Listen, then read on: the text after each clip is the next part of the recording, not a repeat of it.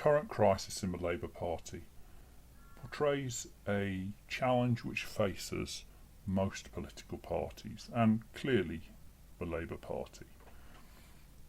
On one side, you have to win over the voters, because you only get a place in Parliament and you only get a governing party and you only get to be a government minister and you only get the Taylor Swift tickets if the voters vote for you. On the other side, you don't get to be leader unless you keep the MPs happy. And when the MPs aren't aligned with the voters, you have this strange juxtaposition where you have to discuss policies which are not in the interests of or supported by the people, but they're more important because the MPs are all that really matters in this moment.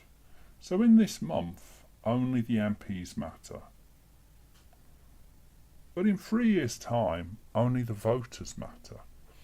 And the short-termist thinking of all political parties in the last few years shows that they don't think 3 years ahead, 4 years ahead, 5 years ahead. I mean, it sounds like a marketing slogan when Starmer says that he's come in for 10 years of change. But why was the 10-year plan not mentioned during his campaign? Because it sounded arrogant, or because he didn't have a plan to start with?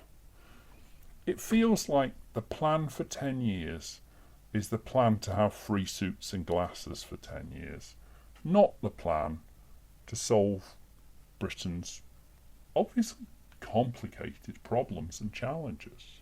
And much as it pains me to admit that Tony Blair is fairly on the money with it, Britain's facing a lot of challenges, and those challenges can only be faced by admitting what the problem is, by being honest with the people as to why it needs fixing, how it's going to be fixed, and what that means for everyone.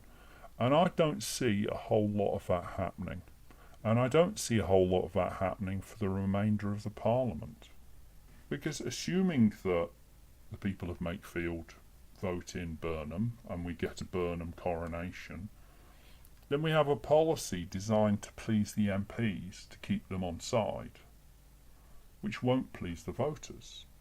Or he doesn't get in, and we have one of the other crowd of wannabes.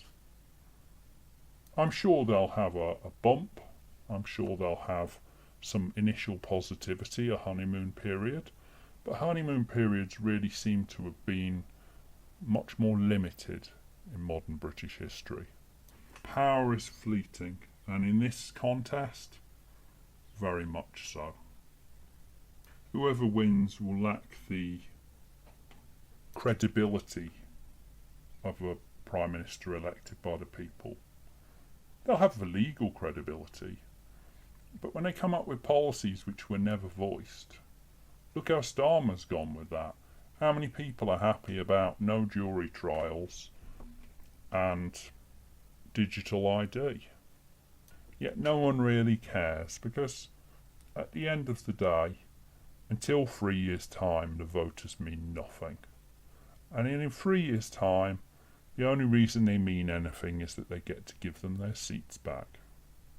Maybe it's time that a party did stand on a 10-year plan and laid it out in great detail and actually planned for it. Almost by definition, a plan means that you thought it through, you've structured it, you've redesigned it, you've rejigged it, and you've got a very good idea of what you're going to do. And that's something that clearly didn't happen during the 14 years leading up to the Tory departure.